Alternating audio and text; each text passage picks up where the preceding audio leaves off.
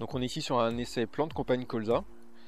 Donc c'est un essai qui a été semé assez tard, mais dans les conditions de l'automne 2022, on a eu quand même des beaux développements avec des belles températures. Donc je vais m'attacher dans ces vidéos à vous présenter les différences entre chaque espèce, les atouts, les inconvénients. Alors je ne vais pas parler globalement des atouts des plantes compagnes, on a fait une minute agro pour ça. Donc c'est assez bien résumé et c'est suffisant. Donc il y a plusieurs types de plantes compagnes qu'on peut utiliser avec le colza. Alors c'est principalement des légumineuses. Donc on a des légumineuses à port dressé comme la févrole ici.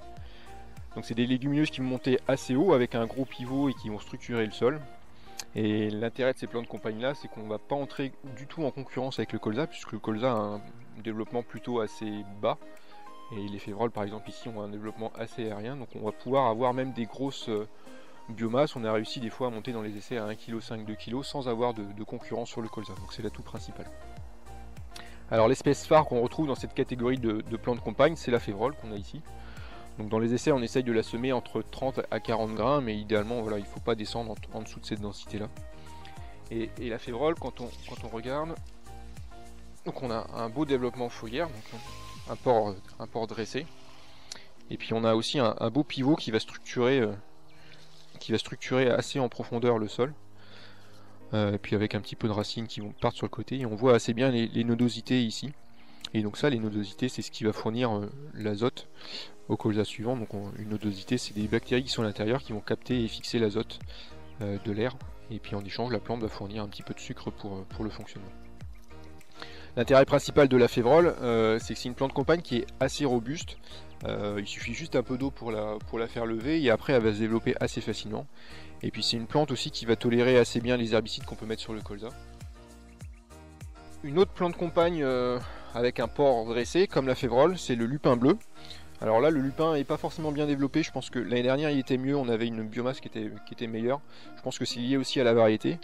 Mais c'est quelque chose qui est assez similaire à de la févrole, avec un pivot qui est peut-être un peu plus profond, qui va structurer un peu plus le sol, et puis qui va permettre une meilleure amélioration de la percolation de l'eau pendant l'hiver, parce que le colza n'aime pas trop les stagnations d'eau pendant l'hiver. Mais sinon c'est une plante qui est à peu près similaire en termes de développement foliaire. Alors une autre plante à port dressé qu'on a ici, donc c'est de la veste de Narbonne. Alors c'est une plante qui ressemble beaucoup à de la févrole au niveau foliaire, on a des feuilles assez longues comme ça. Par rapport à de la veste, elle a aussi des petites vrilles comme ça qui vont pouvoir s'attacher.